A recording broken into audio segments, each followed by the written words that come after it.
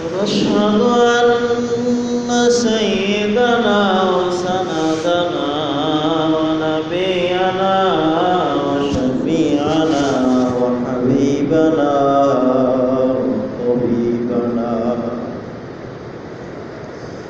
وطبيب أرواحنا محمدا عبده ورسوله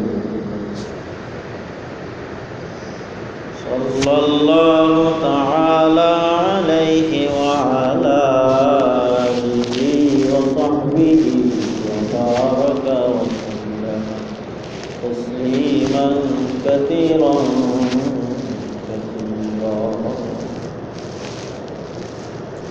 الذي أرسله بالحق بشيرا ونذيرا وداعيا إلى الله بإذنه سراجا وقمرا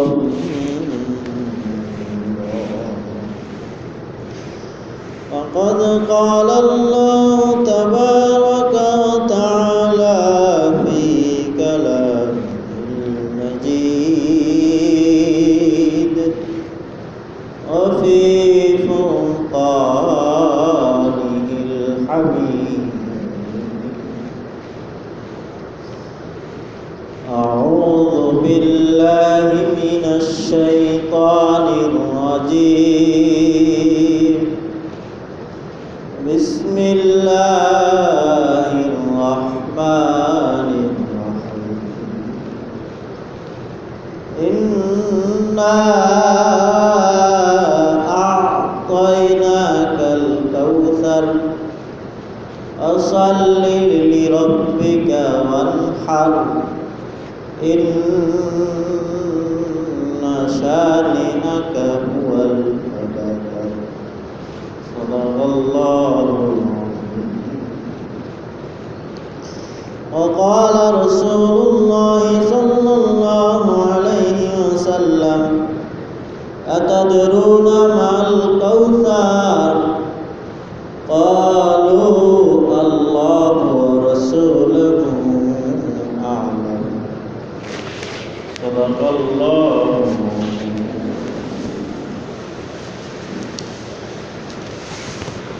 أو كما قال عليه الصلاة والسلام وقال تعالى في شأن به آمرا ومخبرا إن الله وملائكته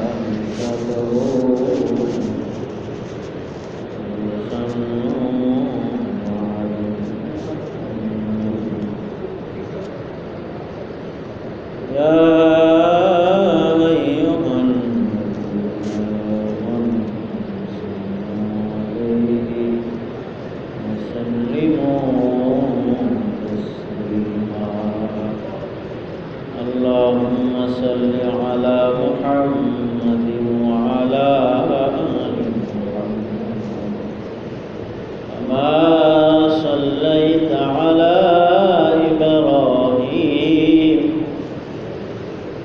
وعلى آل إبراهيم إنك حميد مجيد.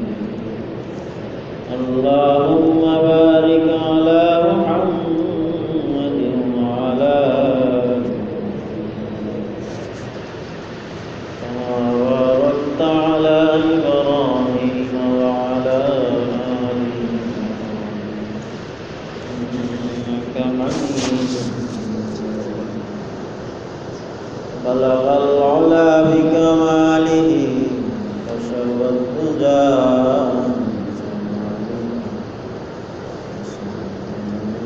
خصاله صلوا عليه محمد مصطفى نعمة الله العظمى نور قلب بھی تھے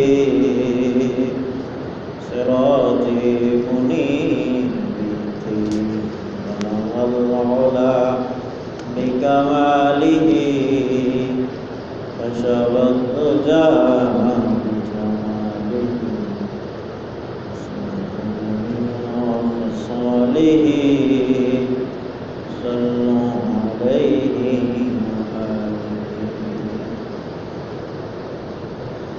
سبحانك لا علم لنا إلا ما علمتنا إنك أنت العليم الحكيم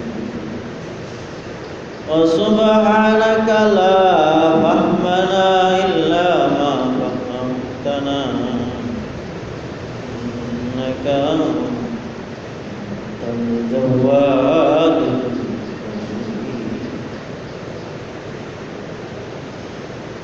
উপস্থিত সম্মানিত মুআজ্জাজ মুসল্লিয়ানে কেরাম, সর্বপ্রথম আমরা সে মহান রব্বে আরশ কারীমের শুকরিয়া আদায় করব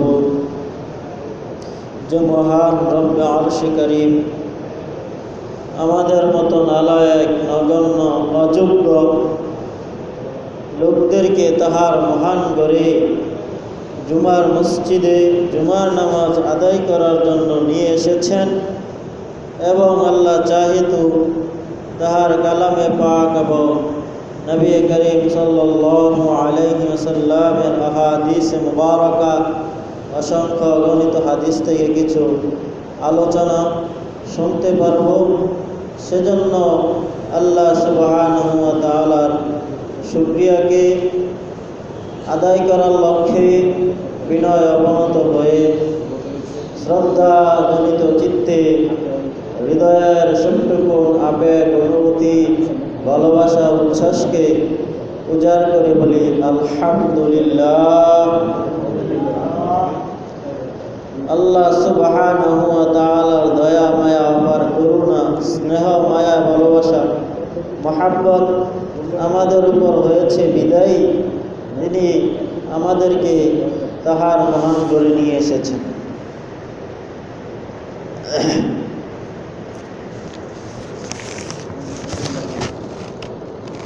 আজকে আমি আপনাদের সম্মুখে কোরআনে কারিমের কনিষ্ঠ খানা সূরা, কোরআনে কারিমের সংক্ষিপ্ত এবং ছোট একটি সূরা, কোরআনে কারিমের সবচেয়ে ছোট সূরা সূরাতুল কাউসার, যাকে আমরা ইন্না আতাইনাকাল কাউসার আমাদের কাছে পরিচিত, সেই সূরা 108 খানা 8 নম্বর সূরা আমরা তেলাওয়াত করেছি। এই সূরার মধ্যে 3টা আয়াত রয়েছে। আয়াতগুলো একেবারে ছোট ছোট আয়াত, সুতরাং একেবারে সংক্ষিপ্ত একটি সূরা।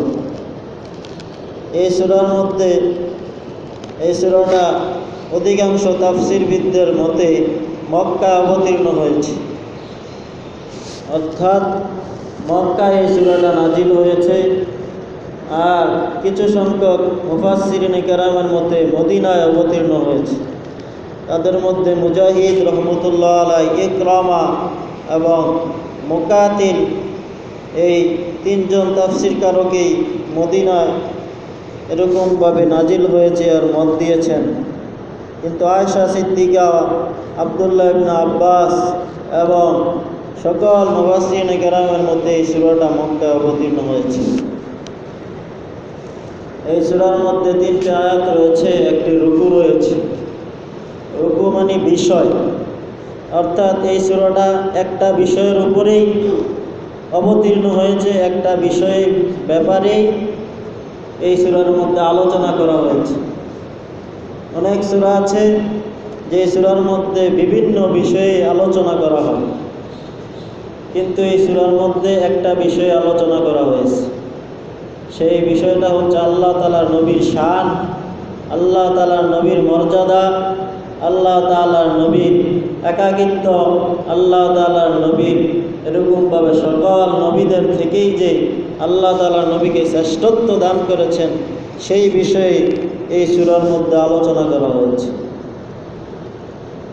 এমনিভাবে আমরা সূরা ইখলাসের তাফসীর করেছিলাম, তখন বলেছিলাম যে আল্লাহ তাআলার শান, আল্লাহ তাআলার মান মর্যাদা একাকিত্ব এবং সকল গুণাবলী, যে আল্লাহ তাআলার যে কোনো ধরনের দোষ নাই, সেই ব্যাপারে সূরা ইখলাসের মধ্যে আলোচনা করা হয়েছে। আর একটা সূরাকে আল্লাহ তাআলা রিজার্ভ করেছেন আল্লাহ তাআলার জন্য খাসভাবে, বিশেষভাবে। আর আরেকটা সূরাকে আল্লাহ তাআলার হাবিবের জন্য, মুহাম্মদ সাল্লাল্লাহু আলাইহি ওয়াসাল্লামের জন্য রিজার্ভ করেছেন, এই সূরাটাকে নির্দিষ্ট করেছেন।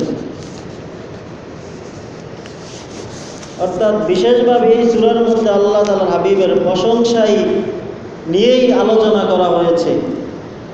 নতুবা সব সূরার মধ্যে বেশ কম আল্লাহ তাআলার আলোচনা এসেছে এবং আল্লাহ তাআলার হাবিবের আলোচনা এসেছে, এবং আল্লাহ তাআলার হাবিবের প্রশংসায় আরেকটি সূরা সূরাতুদ দুহা, সেই সূরার কিছু আলোচনা আমরা আল্লাহ তাআলার নবীর জীবনীর মধ্যে করেছি।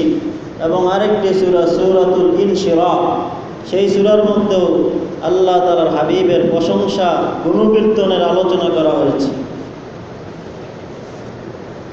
আজকে আমরা আপনাদের সম্মুখে সূরা কাউসার নিয়ে আলোচনা করব, যেই সূরার মধ্যে মাত্র 3টি আয়াত রয়েছে, 12টি শব্দ রয়েছে আর 42টি অক্ষর রয়েছে এই সূরাটির মধ্যে।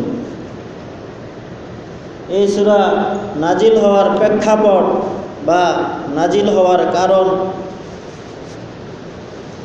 সম্পর্কে অনেকগুলা শানে নুজুল রয়েছে, অনেকগুলা ঘটনা রয়েছে এই সূরা নাজিল হওয়ার পিছনে।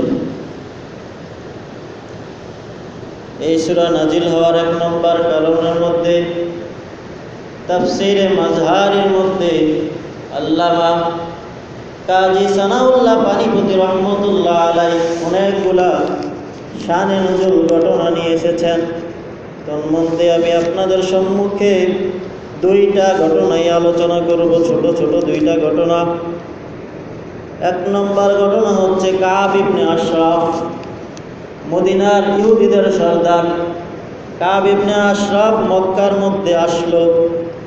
আসায় তখন সেই মক্কার মানুষেরা কাব ইবনে আশরাফকে জিজ্ঞাসা করলো যে তোমাদের তাওরাতের মধ্যে তো আল্লাহ তাআলা সব কিছু লিখেছেন, সব কিছু দিয়েছেন, তোমরা সব কিছু জানো, সুতরাং আমরা মক্কার মানুষদেরকে, হাজিদেরকে, যারা দূর দূরান্ত থেকে, বিদেশ থেকে, বিভিন্ন দেশ থেকে হজ করার জন্য আসে, আল্লাহ তাআলাকে সন্তুষ্ট করার জন্য এই মক্কার মধ্যে আসে, বাইতুল হারামের মধ্যে আসে, সুতরাং আমরা তাদেরকে পানি পান করাই, আমরা তাদের সেবা যত্ন করি, আমরা তাদের সেবা শুশ্রূষা করি, আমরা মক্কার সম্পাদন করি, মক্কার মসজিদে হারামের দেখভার আমরাই গ্রহণ করেছি, আমরাই সব কিছু করি।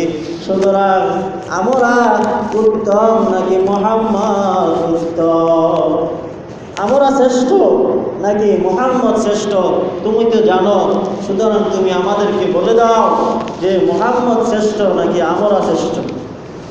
কেননা আমরা তো এত বড় বড় গুরুকীর্তনের কাজগুলো করতেছি, আঞ্জাম দিতেছি, সুতরাং আমরাই শ্রেষ্ঠ নাকি মুহাম্মদ শ্রেষ্ঠ? কাব ইবনে আশরাফ তিনি তো জানেন যে তারা কিছুতেই শ্রেষ্ঠ হতে পারে না, আল্লাহ তাআলার নবী শ্রেষ্ঠ। কিন্তু কাব ইবনে আশরাফ মিথ্যার আশ্রয় নিলেন। সে বললেন, তোমরা মক্কার মধ্যে মসজিদে হারামের দেখভার করো, দেখাশোনা করো, হাজিদেরকে পানি পান করাও, তাদের সেবা যত্ন করো, সুতরাং তোমরাই মুহাম্মদের থেকে বেশি উত্তম এবং শ্রেষ্ঠ। নাউজুবিল্লাহ। তাহলে কাব ইবনে আশরাফ বলল যে না, তোমরা উত্তম, মুহাম্মদ শ্রেষ্ঠ নয়, তোমরাই শ্রেষ্ঠ। এই হচ্ছে একটি ঘটনা। অন্য রাওয়ায়াতে এসেছে, অন্য শানে নুজুলের মধ্যে এসেছে আস ইবনে ওয়াইল মুনাফিকদের সর্দার এবং আল্লাহ তাআলার নবীদের কষ্ট দেওয়ার ব্যাপারে যারা সর্বাগ্যে ছিল, আল্লাহ তাআলার নবীকে বেশি বেশি কষ্ট যারা দিত, তাদের মধ্যে অন্যতম ছিল আস ইবনে ওয়াইল। আবু জাহেল, উতবা, সাইবা তারা বেশি কষ্ট দিত। তাদের মধ্যেও ছিল আস ইবনে ওয়াইল। আস ইবনে ওয়াইল যেখানেই যাদের সাথে সাক্ষাৎ হতো, তাকে এরকমভাবে সে যদি কোনো মজলিসের মধ্যে আল্লাহ তাআলার নবীর ব্যাপারে আলোচনা হইতে দেখত, আলোচনা হইতে শুনত, তখনই বলতো, মুহাম্মদের কথা বাদ দাও, মুহাম্মদ তো অবতার, মুহাম্মদ তো লেজ কাটা, মুহাম্মদ তো আটকুরা, মুহাম্মদ তো এরকমভাবে লা নাসলা লাহু, যাহার কোনো বংশ নাই, বংশ পরম্পরা জারি থাকবে না, বহমান থাকবে না, সে মরলেই সে তাহার কোনো কিছুই অবশিষ্ট থাকবে না। কারণ আল্লাহ তাআলা এক এক করে তার সমস্ত ছেলেদেরকে দুনিয়া থেকে নিয়ে গেছেন, সুতরাং তাহার কোনো বংশই বাকি থাকবে না। এই আটকুরার ব্যাপারে তোমরা কোনো আলোচনা করতে যেও না।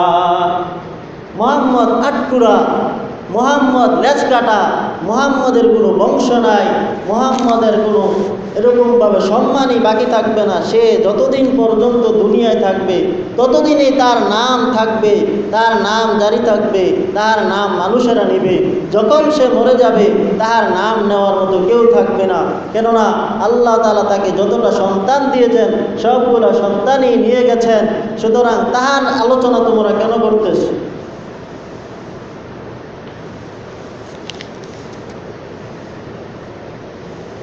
সুতরাং মুহাম্মদকে নিয়ে আলোচনা করা অর্থ হচ্ছে বেহুদা একটা বিষয় নিয়ে আলোচনা করা, অনর্থক একটা বিষয় নিয়ে আলোচনা করা। তোমরা মুহাম্মদ সম্পর্কে কোনো ধরনের আলোচনা করিও না, কেননা মুহাম্মদের কোনো সন্তানই অবশিষ্ট নাই। যেটাই হয় এটাকেই আল্লাহ তাআলা নিয়ে যান। কোনো কোনো বর্ণনার মধ্যে এসেছে আল্লাহ তাআলার হাবিবের 3 জন ছেলে ছিল। 3 জন ছেলেই খাদিজা রাদিয়াল্লাহু তাআলা আনহার গর্ভ থেকেই হয়েছিল। 1 নম্বরে হচ্ছে আবুল কাসেম, 2 নম্বরে হচ্ছে আবু তাহের, 3 নম্বরে হচ্ছে তাইয়িব। এই 3টা সন্তান। আর যারা বলে 4 জন, তারা বলেন যে এটা আল্লাহ তাআলার হাবিবের দাসী মারিয়া কিপ্তিয়ার গর্ভ থেকে হয়েছিল। সেই ছেলেটার নাম হচ্ছে ইব্রাহিম। তাহলে প্রসিদ্ধ হচ্ছে আল্লাহ তাআলার হাবিবের 3 জন সন্তান। সেই 3 জন সন্তানেই নাবালক অবস্থায় আল্লাহ তাআলা তাদেরকে নিয়ে গেছেন। শুধু একজন ছেলে আবুল কাসেম, তিনি একটু বড় হয়েছিলেন, এমন অবস্থায় পৌঁছেছিলেন যে তিনি ঘোড়ার উপর উঠতে পারতেন। একদিক দিয়ে মক্কার সকল কাফেরদের জ্বালা যন্ত্রণা, একের পর এক আল্লাহ তাআলার নবীকে নিয়ে বিভিন্ন ধরনের ষড়যন্ত্র, কিভাবে মুহাম্মদকে শেষ করা যায়, কিভাবে মুহাম্মদের এরকমভাবে বংশকে শেষ করা যায়, মুহাম্মদের দাওয়াতি মিশনকে কিভাবে একেবারে দুরুৎসাত করা যায়, একেবারে মূলোৎপাটন করা যায়, এই চেষ্টা তারা করতেছিল। এর মধ্যে দিয়ে আল্লাহ তাআলা একে একে আল্লাহ তাআলার নবীর সন্তানদেরকে নিয়ে যাচ্ছেন। আর এরকমভাবে আবুল কাসেম একটু বড় হয়েছিল।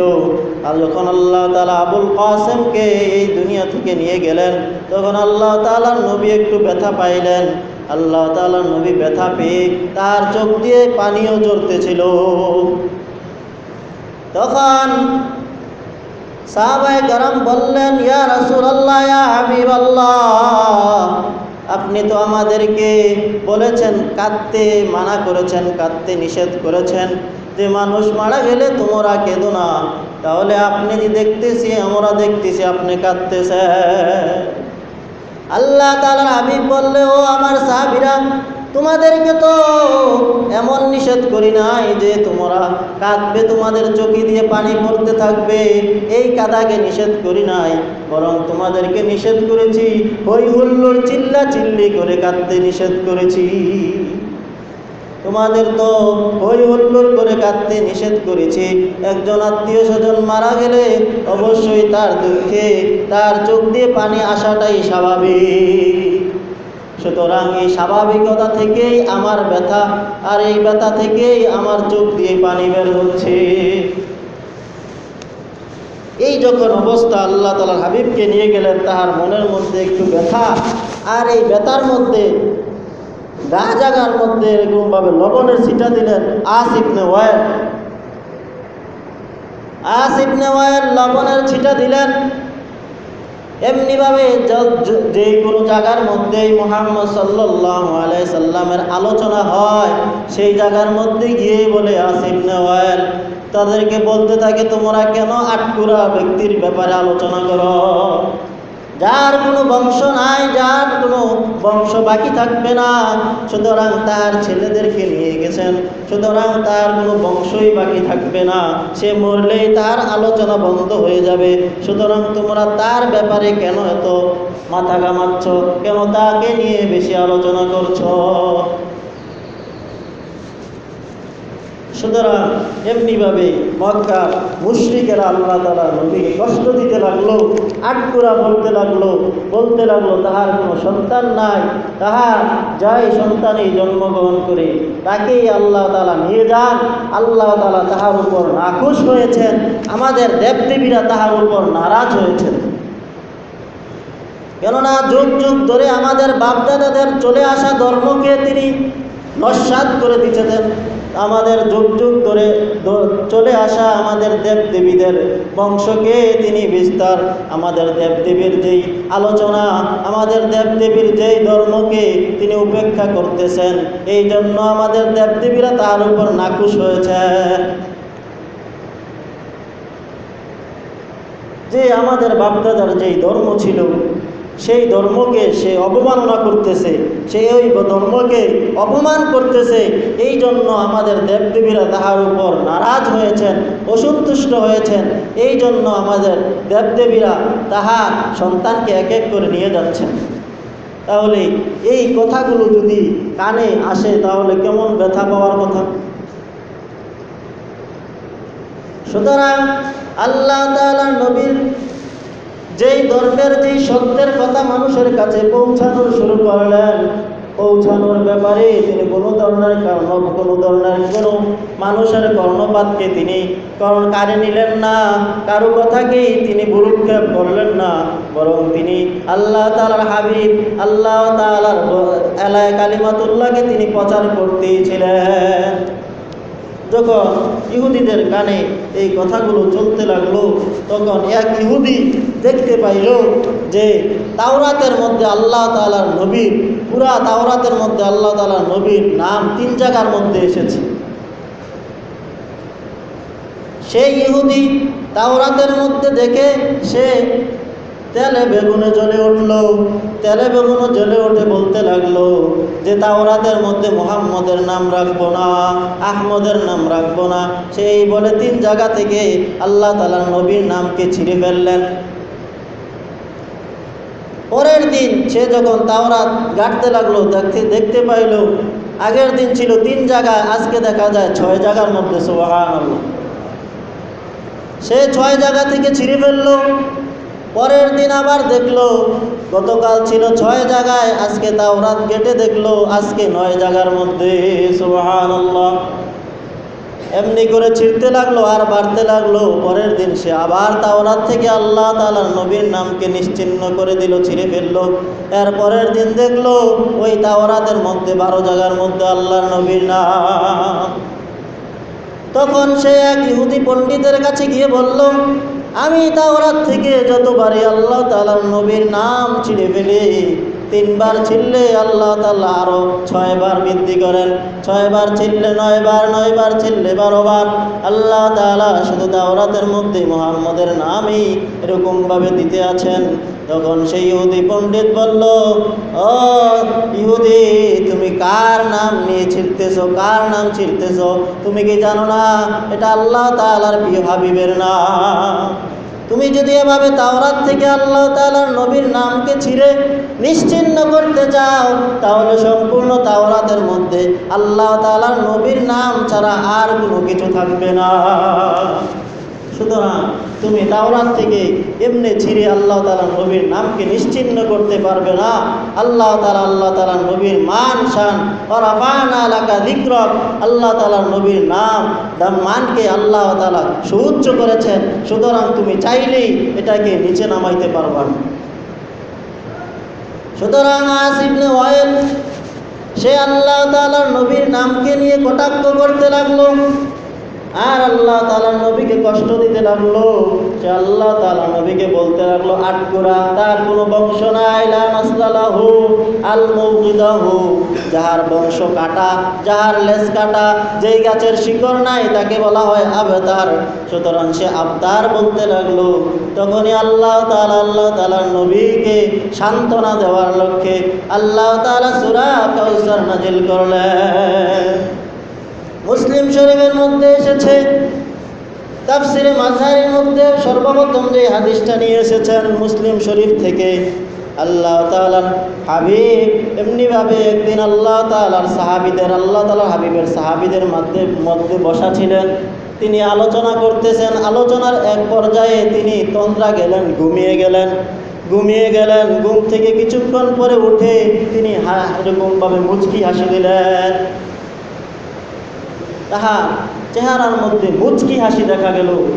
তখন সাহাবায়ে কেরাম জিজ্ঞাসা করলো, ইয়া রাসূলুল্লাহ, ইয়া হাবিবাল্লাহ, আপনার থেকে এরূপ আচরণ আমরা পূর্বে কখনো দেখি নাই, যে আলোচনার মাঝখানে ঘুমিয়ে গেলেন, আবার ঘুম থেকে উঠলেন, হাসি দিলেন, এরূপ আচরণ তো আমরা কখনো দেখি নাই। তখন আল্লাহ তাআলার হাবিব সাহাবায়ে কেরামকে বললেন, হে আমার সাহাবীরা, আল্লাহ তাআলা আমার ব্যাপারে এমন একটা সূরা নাজিল করেছেন, সেই সূরাটা নাজিল করার কারণে ওই সূরার বিষয়ে আমার ব্যাপারে আলোচনা করা হয়েছে, আমার প্রশংসা করা হয়েছে এই জন্য, এবং তোমাদেরকে অনেক নেয়ামত ওই সূরার মধ্যে দেওয়া হয়েছে, এই জন্য আমি ওই সূরাকে পেয়ে আমার মুখ দিয়ে হাসি চলে আসলো। সুবহানাল্লাহ। তখন সাহাবায়ে কেরাম বললেন, তাহলে সেই বিষয়টা কি? তখন আল্লাহ তাআলার হাবিব বললেন, সেটা হচ্ছে কাউসার। আল্লাহ তাআলা তোমাদেরকে কাউসার দান করেছেন। আতাদরুনা মাল কাউসার। সাহাবায়ে কেরামকে বলল, হে আমার সাহাবীরা, তোমরা কি জানো না কি কাউসার কি জিনিস? সাহাবায়ে কেরাম বললেন, ক্বালু আল্লাহু ওয়া রাসূলুহু আ'লামু। তারা বলল, আল্লাহ এবং তার রাসূল কাউসার সম্পর্কে ভালো জানে। আল্লাহ তাআলার হাবিব বললেন, সেটা হচ্ছে ওয়া নাহরুন ফিল জান্নাতি, সেটা হচ্ছে জান্নাতের একটা নহর। তো সেটা হচ্ছে জান্নাতের একটা নহর। সেই নহরের দৈর্ঘ্য হচ্ছে 1 মাসের পথ। সুবহানাল্লাহ।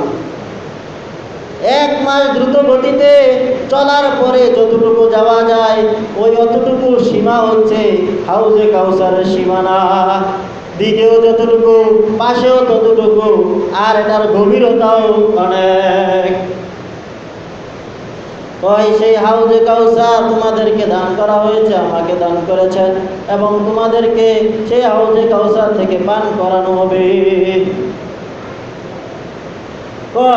আল্লাহ তাআলার হাবিব বলেন, আমি মেরাজের রাত্রিতে যখন জিবরাইল আলাইহিস সালামের সাথে সপ্তম আসমানে গেলাম, যাওয়ার পরে জান্নাত ঘুরিয়ে জিবরাইল আমাকে দেখাতে লাগলো। ওই জান্নাতের মধ্যে একটা নহর দেখলাম, সেই নহরটার নামই হচ্ছে হাউজে কাউসার। সেই নহরটার দৈর্ঘ্য এবং প্রস্থ, এই নহরটার চতুর্দিকে বানগুলা হচ্ছে, আইলগুলা হচ্ছে স্বর্ণের, আর এর মাটি হচ্ছে মেশকো আম্বর থেকে আরো সুগন্ধযুক্ত, আর এর নিচের তলদেশে ইয়াকুত এবং মণিমুক্তা এর নিচে দিয়ে চলতে থাকে। সেই নহরের এরকমভাবে 4টা গুণ রয়েছে। সেই নহরটার পানিকে 1 নম্বরে পানি দিয়ে বানানো হয়েছে, 2 নম্বরে শরবত, ওই নহরটার দুধ এবং মধু, এই 4টা দিয়ে ওই মধু, ওই নহরের পানিকে বানানো হয়েছে, শরবতকে বানানো হয়েছে। আল্লাহ তাআলা হাবিব বলেন, সেই হাউজে কাউসারটা আসাল মধু থেকেও মিষ্টি হবে, এবং দুধ থেকেও সাদা হবে, বরফ থেকেও আরো বেশি ঠান্ডা হবে। সেই হাউজে কাউসার আল্লাহ তাআলা আমাকে দান করেছেন, সেই জন্য আমি তোমাদের কাছে আজকে এই মুহূর্তে এরকমভাবে মুচকি হাসি দিলাম। জিবরাইল আলাইহিস সালাম এই সূরা নিয়ে আল্লাহ তাআলার হাবিবের কর্ণ করে পৌঁছে দিলেন, ইন্না আ'তাইনাকাল কাউসার, হে নবী, ইন্না নিশ্চয়ই আমি আপনাকে দান করেছি, হে মুহাম্মদ আমি আপনাকে দান করেছি হাউজে কাউসার। ইন্না আ'তাইনাকাল কাউসার, নিশ্চয়ই হে নবী আমি আপনাকে হাউজে কাউসার দান করেছি। এই কাউসারের অনেকগুলো অর্থ রয়েছে, একটা নয় দুইটা নয়। তাফসিরে বাহরুল মুহিতের মধ্যে আল্লামা হাইয়ান রহমতুল্লাহ আলাইহি বলেন, তাফসিরে এরকমভাবে কাউসারের 26টি অর্থ রয়েছে। তিনি আলোচনা করতে করতে 7-8টা আলোচনা করেছেন। এবং আল্লাহ এরকমভাবে তাফসিরে কুরতুবির মধ্যে এরকমভাবে আলোচনা এসেছে, এরকমভাবে অনেক তাফসিরের মধ্যে আলোচনা এসেছে। আল্লামা ফখরুদ্দিন রাজি তাহার তাফসিরের মধ্যে একটা দুইটা নয়, তিনি 40টা আলোচনা এনেছেন এবং দীর্ঘ আলোচনা করেছেন। 1 পৃষ্ঠা নয়, 2 পৃষ্ঠা নয়, তিনি ছোট্ট একটি সূরা কাউসারের ব্যাপারেই তিনি 18 পৃষ্ঠা আলোচনা করেছেন। সেই 18 পৃষ্ঠাকে যদি বাংলা করা হয় তাহলে সেই 18 পৃষ্ঠা 200 পৃষ্ঠায় পরিণত হবে। তাহলে এত আলোচনা এই কাউসার নিয়ে আলোচনা করেছেন। তাহলে আল্লাহ তাআলা বলেন, ইন্না আ'তাইনাকাল কাউসার, হে নবী আমি আপনাকে কাউসার দান করেছি। সুতরাং কাউসারের অর্থ হচ্ছে আল কাউসার কাসরাতুন থেকে, অর্থাৎ আধিক্য। খায়রে কাসীর, খায়রুন কাসীরুন, আমি আপনাকে আধিক্য অনেক কল্যাণ দান করেছি, আমি আপনাকে অনেক নিয়ামত দান করেছি। খায়রে কাসীর কাউসার বলা হয় এরকমভাবে, আধিক্যের কল্যাণের আধারকে বলা হয় খায়রে কাসীর। যেই কল্যাণের মধ্যে কোনো শেষ নাই, যেই কল্যাণের মধ্যে, যেই অনুগ্রহের মধ্যে কোনো শেষ নাই, গণনা করা যায় না, সেই কল্যাণগুলোকে বলা হয় কাউসার। তাহলে কাউসারের এক অর্থ হচ্ছে, ইবনে আব্বাস রাদিয়াল্লাহু তাআলা আনহু থেকে এসেছে, কাউসারের এক অর্থ হচ্ছে খায়রে কাসীর, অধিক কল্যাণ। তাহলে আল্লাহ তাআলা বলেন, হে আমার হাবিব আমি আপনাকে অধিক কল্যাণ দান করেছি। তাহলে এই হাউজে কাউসারকে আল্লাহ তাআলার হাবিবকেই দান করেছেন, আর অন্য কোনো নবীকে আল্লাহ তাআলা হাউজে কাউসার দান করেন নাই। আল্লাহ তাআলার হাবিব বলেন, এই হাউজে কাউসার আমার উম্মতদেরকে কখন পান করানো হবে? যখন হাসরের মাঠ কায়েম করা হবে, যখন সূর্যটা এক হাত 1 বিঘা আধা মাইল দূরে থাকবে, যখন মানুষ পানির তৃষ্ণায় ছটফট করতে থাকবে, যখন মানুষগুলা গ্রামের সাগরে হাবুডুবু খাইতে থাকবে, তখন আমি আমার উম্মতদেরকে হাউজে কাউসারের পানি পান করাবো। সুতরাং ওই হাউজে কাউসারের পানি যে একবার পান করবে, এই হাসরের মাঠ 50,000 বছরের মধ্যে একটু বারের জন্য কারো তৃষ্ণা লাগবে না। তাহলে এই হাউজে কাউসার মানে হুয়া খায়রে কাসীর। আল্লাহ তাআলার হাবিব বলেন, সেই হাউজে কাউসারের মধ্যে এত সংখ্যক পাত্র থাকবে, আকাশের মধ্যে যত তারকা আছে ওই তারকা সম পরিমাণ পাত্র হাউজে কাউসারের মধ্যে থাকবে।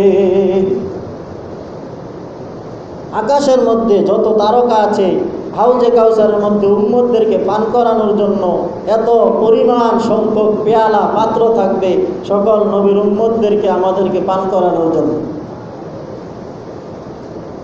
যখন উম্মত এই হাউজে কাউসারের পানি পান করার জন্য হাউজে কাউসারের নিকটে যাবে, সকল উম্মতগুলো পেরেশানগ্রস্ত থাকবে। এই সূর্যের তাপে সকলে দগ্ধ হয়ে যাবে, পুড়ে ভস্ম হয়ে যাবে। এরকমভাবে মাথার মগজগুলা বাতের ফেনার মতো টকবক টকবক করতে থাকবে। আর ওই সময় যে ব্যক্তি এক ডোব হাউজে কাউসারের পানি পান করবে, তাহার কোনো পেরেশানি থাকবে না, চিন্তা থাকবে না। এই 50,000 বছরে যে কত ধরনের ভয়াবহ একটা পরিণতি অবস্থা, সে তখন কোনো টেরই পাবে না যে হাউজে কাউসারের পানি পান করবে। সুতরাং এই জন্য আমাদের নবীর খাঁটি উম্মত হতে হবে, নতুবা হাউজে কাউসারের পানি পান করা যাবে না। আল্লাহ তাআলা হাবিব বলেন যে আমি হাউজে কাউসারের পানি পান করাবো আমার উম্মতদেরকে, কিন্তু এরকমভাবে সাহাবায়ে কেরামদের মধ্যে আয়েশা সিদ্দিকা রাদিয়াল্লাহু তাআলা আনহা বললেন, ইয়া রাসূলুল্লাহ, ইয়া হাবিবাল্লাহ, এই হাউজে কাউসারের পানি পান করার জন্য যদি অন্য উম্মতেরাও যায় তখন আপনি কিভাবে চিনবেন? আল্লাহ তাআলার হাবিব বললেন, রে আয়েশা, হাজার হাজার গোড়ার মধ্যে যদি একটা গোড়ার কপাল যদি শুভ্র থাকে, সাদা থাকে, তাহলে হাজার হাজার গোড়া থেকে ওই শুভ্র কপালওয়ালা গোড়াটাকে বাইর করতে কি কষ্ট হবে নাকি? আম্মাজান বললেন, না, কষ্ট হবে না। তখন আল্লাহ তাআলার হাবিব বললেন, ঠিক তদ্রূপভাবে আমার যে উম্মতেরা 5 ওয়াক্ত নামাজের আগে তাদের অজুর অঙ্গগুলা সুন্দরভাবে দৌত করবে, এই দৌত অঙ্গগুলা, অজুর অঙ্গগুলা তাদের সকলের মাঝে ঝকঝক করে নুরানি চেহারার মতো জ্বলতে থাকবে। সুবহানাল্লাহ। আল্লাহ তাআলার হাবিব বলেন, যারা 5 ওয়াক্ত নামাজের আগে সুন্দরভাবে ওযু করবে তাদের সেই অঙ্গগুলা এরকমভাবে ঝলমল ঝলমল করতে থাকবে, তাদের সেই অঙ্গগুলা দেখে দেখে আমি চিনতে পারবো যে এটা আমার উম্মত। সুতরাং আল্লাহ তাআলার হাবিব হাউজে কাউসারের পানি পান করাতে থাকবেন উম্মতদেরকে। এরই মধ্যে কিছু বেদাতি এরকমভাবে মুসলমানও আল্লাহ তাআলার হাবিবের হাউজে কাউসার থেকে পানি পান করার জন্য যাবে। তখন ফেরেশতারা বলবে, সৌকান সৌকান লিমান গায়্যারা মিন বাদি, তোমরা দূর হয়ে যাও, দূর হয়ে যাও, তোমরা এই হাউজে কাউসারের পানি পান করার অধিকার রাখো না। তখন আল্লাহ তাআলার হাবিব বলবেন, রে আমার ফেরেশতারা, তোমরা এদেরকে কেন ফিরাইয়া দিতেছ? আল্লাহ তাআলার হাবিবকে বলবেন, ইয়া রাসূলুল্লাহ, ইয়া হাবিবাল্লাহ, আপনি তো জানেন না এই সকল উম্মতেরা আপনি মৃত্যুর পরে তারা কি করেছে? তারা ইসলামের মধ্যে নতুন নতুন জিনিস আবিষ্কার করেছে, তারা বেদাত আবিষ্কার করেছে, তারা ইসলামের মধ্যে নতুন নতুন বিষয় তারা তৈরি করেছে। তারা আপনার রেখে যাওয়া সুন্নতের উপর আমল করে নাই, বরং তারা নিজেরাই নতুন নতুন বেদাত তৈরি করেছে। সুতরাং আল্লাহ তাআলার হাবিব বলবেন, তাহলে এদের জন্য আমার হাউজে কাউসারের পানি পান করানো, এদের জন্য আমার হাউজে কাউসারের পানি পাওয়ার অধিকার তারা রাখে না। এই জন্য হাউজে কাউসারের পানি পান করতে হলে অবশ্যই আমাদেরকে আল্লাহ তাআলার নবীর সুন্নাহ অনুযায়ী চলতে হবে। তাহলে আমি এরকমভাবে বাহারে মুহিত এবং তাফসিরে কাবির থেকে 15টার মতো লিখে এনেছি। তাহলে হাউজে কাউসারের একটা অর্থ হলো নাহরুন ফিল জান্নাহ, এটা হলো জান্নাতের একটা নহরের নাম, জান্নাতের একটা ঝর্ণার নাম। 2 নম্বরে হচ্ছে এই কাউসারের এক অর্থ হচ্ছে হাউজুন, অর্থাৎ ঝর্ণা, কূপ। 3 নম্বরে হচ্ছে হাউজে কাউসারের এক অর্থ হচ্ছে আওলাদ, অর্থাৎ সকল নবীর উম্মতদেরকে হাউজে কাউসার বলে ব্যাখ্যা করা হয়েছে। সুবহানাল্লাহ। সুতরাং আল্লাহ তাআলা বললেন, ও আমার নবী, আমি যদিও আপনার দুনিয়ার মধ্যে আপনার সন্তানদেরকে নিয়ে গেছি, কিন্তু আমি আপনাকে এত অধিক সংখ্যক উম্মত দান করব, এত অধিক সংখ্যক আওলাদ আপনার সন্তান দান করব। যদিও তারা আপনার আত্মিক সন্তান না, কিন্তু তারা হচ্ছে আপনার রূহানি সন্তান। সুতরাং তারা অধিক সংখ্যক হবে, তারা আপনার জন্য এত পরাণ হবে, এত মায়া হবে যে তারা এরকমভাবে তাদের পিতাও যদি আপনার বিরুদ্ধে কথা বলে তাহলে পিতার উপরেও ছুরি আঘাত করতে তারা দ্বিধাবোধ করবে না। তারা আপনাকে তাদের পিতা থেকেও বেশি ভালোবাসবে, তারা আপনাকে তাদের সন্তান থেকেও বেশি ভালোবাসবে, তারা তাদের স্ত্রী থেকেও বেশি ভালোবাসবে। সুতরাং আপনার দৈহিক সন্তানের কোনো প্রয়োজন নাই, আমি আপনাকে অধিক উম্মত দান করে দিলাম। সুতরাং হাসরের মাঠে আল্লাহ তাআলার নবীর উম্মতি হবে অধিক বেশি, 1 2 জন নয়। আল্লাহ তাআলার নবীর এরকমভাবে জান্নাতের মধ্যে 120টা কাতার হবে, 120টা কাতারের মধ্যে 80টা কাতারই হবে আমাদের নবীর উম্মত। সুবহানাল্লাহ। 80টা কাতারই হবে আমাদের নবীর উম্মত। তাহলে আমার নবীর উম্মত কি বেশি না কম? অনেক অনেক বেশি হবে। তাহলে হাউজে কাউসার এক অর্থ হচ্ছে আওলাদ, আল্লাহ তাআলার নবী, রুহানি সন্তান অর্থাৎ আমরা। সুতরাং আল্লাহ নবী, আপনি বিমর্ষ হবেন না, আপনি আবতার নন, আপনি লেজ কাটা নন, আপনি বংশহীন নন, আমি আপনাকে অনেক আওলাদ দান করব। সুতরাং আল্লাহ তাআলার নবী, এমনিভাবে আল্লাহ তাআলার নবীর এই সন্তানগুলোকে আল্লাহ তাআলা কেন নিয়ে গেলেন? কেন 40 বছর বয়স পর্যন্ত কেন বাঁচাইয়া রাখলেন না, কেন টিকিয়ে রাখলেন না? আল্লাহ তাআলার নবীর সন্তানদেরকে ছোট থাকতে কেন নিয়ে গেলেন? তাফসীরের মধ্যে রহস্য উদ্ঘাটন করা হয়েছে যে আল্লাহ তাআলার নবীকে এই ছোট থেকেই নিয়ে যাওয়া হয়েছে এই জন্য, যদি আল্লাহ তাআলার নবী ছেলেরা 40 বছর পর্যন্ত পৌঁছত, তাহলে তারা এরকমভাবে উম্মত তখন সেই সন্তানদেরকে নবী হিসাবে পরিগণিত করত। তখন উম্মত বলতো যে সুতরাং তাদেরকে আমরা নবী বানিয়ে, তাদের আল্লাহ তাআলার নবী ছেলেকে এরকমভাবে নবী বানিয়ে নিলাম। তখন আল্লাহ তাআলার নবীর দাম অন্যান্য নবীর তুলনায় বেশি থাকে না। কেননা অন্যান্য নবীর ছেলেরাও নবী হয়েছে, যেমন জাকারিয়া আলাইহিস সালামের ছেলে ইয়াহইয়া আলাইহিস সালাম নবী হয়েছেন। এমনিভাবে ইব্রাহিম আলাইহিস সালামের ছেলে ইসমাইল আলাইহিস সালাম, ইব্রাহিম আলাইহিস সালামের ছেলে ইসহাক আলাইহিস সালাম তিনি নবী হয়েছেন, তার ছেলেও নবী। ইসহাক আলাইহিস সালামের ছেলে ইয়াকুব নবী, ইয়াকুব আলাইহিস ছেলে ইউসুফ নবী। তাহলে নবীর ছেলে নবী হওয়া লাজেম আসে। সুতরাং আল্লাহ তাআলার নবীকে তো আল্লাহ তাআলা এরকমভাবে সর্বশ্রেষ্ঠ এবং সর্বশেষ নবী হিসাবে এরকমভাবে দুনিয়ার মধ্যে দিয়েছেন। সুতরাং আল্লাহ তাআলার নবীর ছেলে যদি নবুয়তের বয়স পর্যন্ত পৌঁছে, তখন তার ছেলেকেও যদি নবী দেওয়া হয়, তাহলে তিনি আর শেষ নবী থাকেন না এবং শ্রেষ্ঠ নবী হন না। কেননা যখন যদি এরকমভাবে উম্মত তখন বলতো যে না, আমরা তাকে নবী হিসাবে মেনে নিলাম। কিছু কিছু উম্মত বলবে না, নবীর ছেলে নবী হবে, সুতরাং আমরা তাকে নবী মানলাম। কিন্তু আর বাকিরা এরকমভাবে বলবে না, আল্লাহ তাআলা তো সর্বশেষ নবী মুহাম্মদকে দিয়েছেন, আমরা মুহাম্মদকে শেষ নবী জানি, সুতরাং সে নবী না। তখন কি হতো?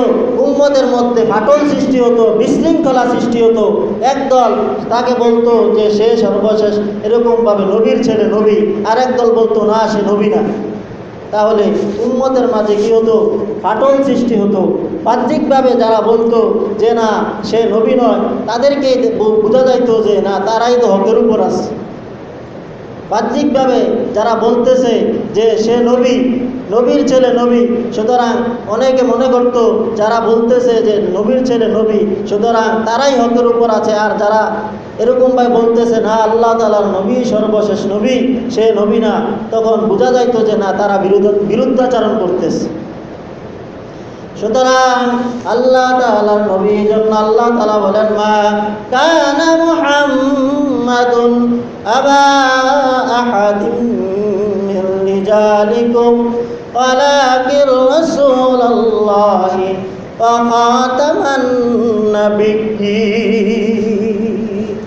আল্লাহ তাআলা সূরা আহজাবের 40 নং আয়াতের মধ্যে বলেন, আল্লাহ তাআলা বলেন, মা কানা মুহাম্মাদুন, মুহাম্মদ কোনো প্রাপ্তবয়স্ক ছেলের এরকমভাবে পিতা নন। মা কানা মুহাম্মাদুন আবা আহাদিন মির রিজালিকুম ওয়ালাকিন রাসূলুল্লাহ, বরং তিনি আল্লাহ তাআলার রাসূল। মুহাম্মদ সাল্লাল্লাহু আলাইহি ওয়াসাল্লাম কোনো প্রাপ্তবয়স্ক ছেলের পিতা নন। ওয়া খাতামান নাবিয়্যিন, তিনি সর্বশেষ এবং সর্বশ্রেষ্ঠ নবী। তাহলে আল্লাহ তাআলা যদি তার ছেলেদেরকে 40 বছর পর্যন্ত এরকমভাবে হায়াত দিতেন, তাহলে নবুয়তি না দিলেও এরকমভাবে উম্মতেরা বলতো তাহলে নবীর ছেলে নবী হয়, তাহলে সে 40 বছর পাওয়ার পরেও নবী হতে পারল না। তাহলে এরকমভাবে একটা দোষ আল্লাহ তাআলার উপর, নবীর উপর লাজেম আসে, একটা দোষ আরোপিত হয়। আল্লাহ তাআলা বললেন, আমারও কোনো দোষ নাই, হে নবী আপনারও কোনো দোষ নাই।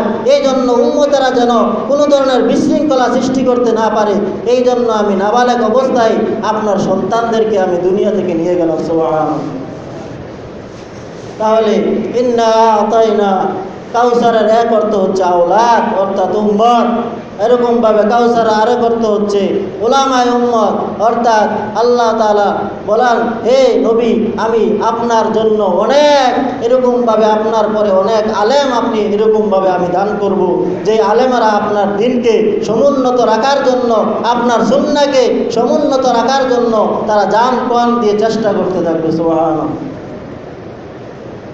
সুতরাং আল্লাহ তাআলা আমাদেরকে আল্লাহ তাআলার নবীর শান মান বজায় রেখে আল্লাহ তাআলার নবীকে সম্মান দিয়ে আল্লাহ তাআলার নবীর খাঁটি উম্মত হয়ে চলার তৌফিক দান করুক। সকলে বলে আমিন। ওয়া আলাইনা ইল্লাল বালাগ। যারা পড়ে আসছেন 4 রাকাত কাবলাও জমা করে নেন।